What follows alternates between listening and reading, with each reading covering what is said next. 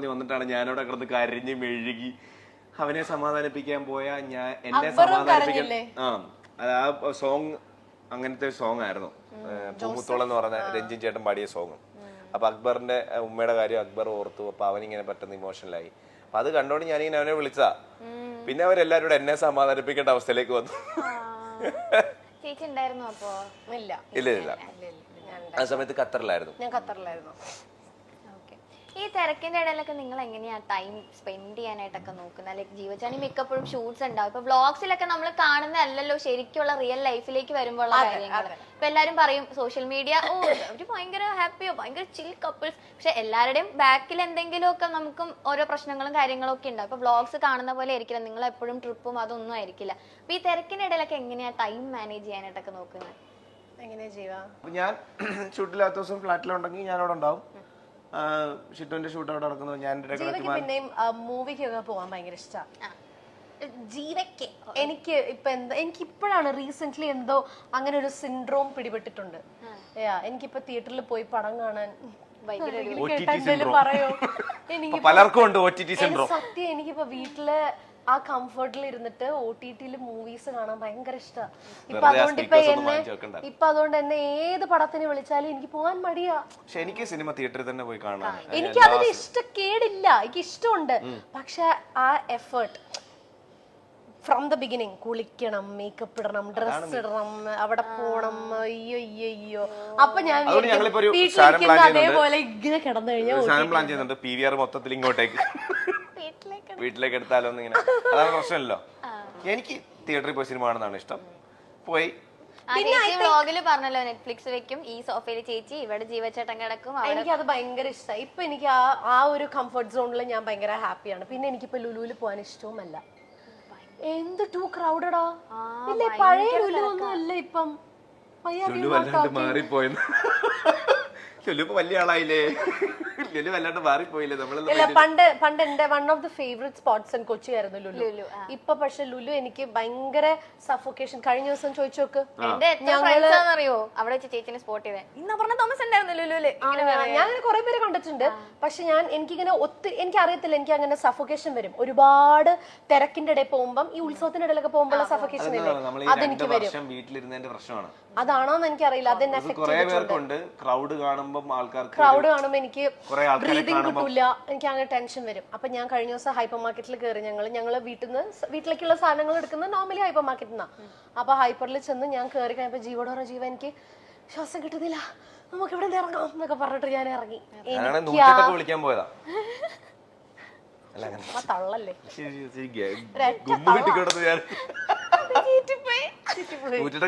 ചുമ്മാ തള്ളല്ലേ. അങ്ങനത്തെ ഒരു സിറ്റുവേഷനിൽ എനിക്ക് ഒരു പ്രശ്നമില്ല. ഈ വൃത്തികെട്ടവന്റെ കുഴപ്പം ഇതാണ്. മാറോ കൈ കാലിന്ന് വിടറോ, കൈ കാലിന്ന് കൈ എടുക്കണോ? വേണ്ട, ഞാനൊരു ലുലു ഇട്ടെ വീട്ടില്. ഹൈപ്പർ മാർക്കറ്റ് ഒരു പ്രശ്നമില്ല. എനിക്ക് ആൾക്കാർ ഉള്ളതാണ് എനിക്ക് സന്തോഷം. അയ്യോ ജീവ എൻജോയ്സ് ദാറ്റ്. ഞാൻ കണ്ടിട്ടുണ്ട് ജീവ തിരക്കിന്റെ ഇടയിലൊക്കെ ഇരുന്നിട്ട് ജീവ അങ്ങ് എൻജോയ്.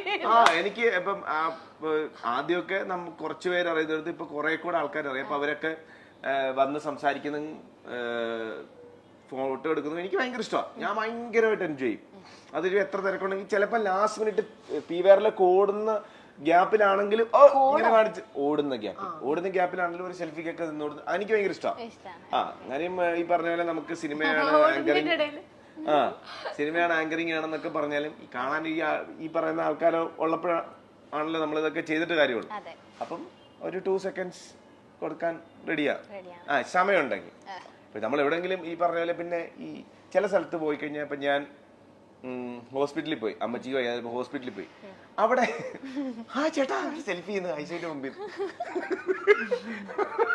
അത് മാത്രമല്ല ഞാൻ നേരത്തെ പറഞ്ഞിട്ടുണ്ട്, ഞാൻ ചുറ്റും ഖത്തറിലേക്ക് ആദ്യമായിട്ട് പോയി ഇങ്ങനെ നടന്നു പോകുന്ന കാണുമ്പോൾ എനിക്ക് പെട്ടെന്ന് സങ്കടം വന്നിട്ട് ഞാൻ ഇങ്ങനെ കണ്ണിന്ന് കണ്ണുനീര് വന്നിട്ട് ഞാൻ ഇങ്ങനെ തിരിഞ്ഞ ചേട്ടാ സൂര്യവംശിയിലെ ജീവിച്ചിട്ടില്ല ഒരു ഫോട്ടോ. അത് മാത്രമേ ഉള്ളൂ. അല്ലാതുള്ള സമയങ്ങളിലൊക്കെ ഞാൻ ഓക്കെയാ, ഞാൻ അത്ര എൻജോയ് ചെയ്യും. അതുകൊണ്ട് തന്നെ ഞാൻ സിനിമ കാണാൻ പോകുമ്പോഴും ഞാൻ ഇടയ്ക്കിടയ്ക്ക് ഇപ്പൊ കാക്കനുള്ള സ്ഥലത്താണെങ്കിൽ ഞാൻ വൈകുന്നേരം ചായ കുടിക്കാൻ ഇറങ്ങും. അത് നോർമൽ നമ്മുടെ ഈ പറഞ്ഞ വഴിയോരം അങ്ങനെയുള്ള സ്ഥലത്ത് ചായ കുടിക്കാൻ എനിക്ക് ഭയങ്കര ഇഷ്ടം. ആൾക്കാരോട് സംസാരിക്കാനും നമുക്ക് അറിയാൻ പറ്റില്ല. ഞാൻ ജീവയുടെ ഏറ്റവും വലിയ ആഗ്രഹം ഒരു KSRTC പ്രൈവറ്റ് ബസ്സിലോ കയറണം.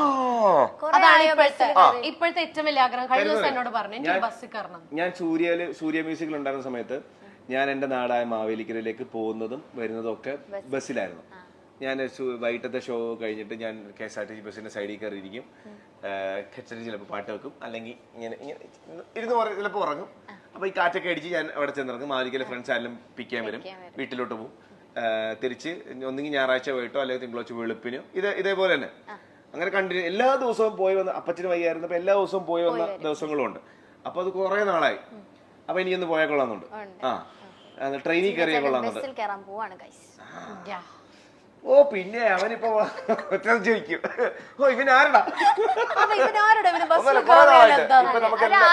ഇപ്പൊ നമുക്ക് എല്ലാവർക്കും ബൈക്കും കാറും ഒക്കെ ഉണ്ടല്ലോ.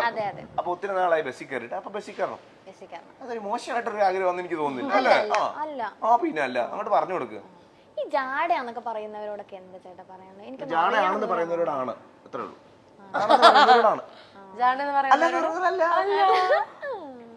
പിന്നെ നമുക്ക് ഇപ്പം നമ്മൾ ഇന്റർവ്യൂവിന് വരുന്നതിന് മുമ്പ് ഇപ്പൊ പാറുവിന്റെ ഫ്രണ്ട്സ് ആണെങ്കിലും ഇപ്പൊ പാറു ആണെങ്കിലും ഇപ്പൊ ഞങ്ങളാണ് ഇന്റർവ്യൂവിന് വരുന്നത് എന്ന് പറയുമ്പോൾ പല അഭിപ്രായങ്ങളുണ്ടാവും. ഒരാളെ പറ്റി കുറെ ആൾക്കാർക്ക് പല അഭിപ്രായങ്ങളാണല്ലോ. അവർക്ക് ഭയങ്കര അപ്പൊ നമ്മളോടും നമ്മൾ ഇന്നയാളെ കാണാൻ പോകുമ്പോൾ ഇന്നയാൾക്ക് ഭയങ്കര ജാടയായിരിക്കും, ജാടയാണ്.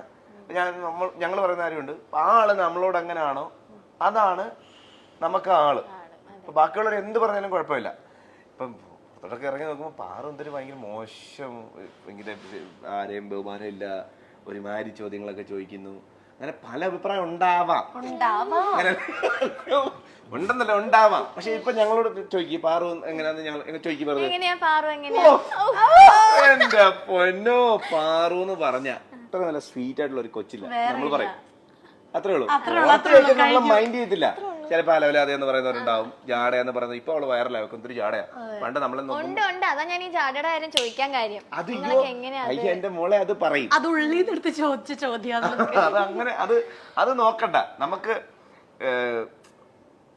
പഴയ ആൾക്കാർ പറഞ്ഞിട്ടുണ്ട്, 1000 കുടത്തിന്റെ വാ മൂടിക്കെട്ടാം, ഒരു മനുഷ്യന്റെ വാ മൂടിക്കെട്ടാൻ പറ്റത്തില്ലെന്ന് പറഞ്ഞു കേൾക്കുന്നുണ്ട്. അതേപോലെ നമ്മള് ഒരു ദിവസം 1000 പേരെയും 2000 പേരെയും കാണും. അവർക്ക് എന്ത് വേണേ പറയാം, അവരെന്ത് വേണേ പറഞ്ഞോട്ടെ.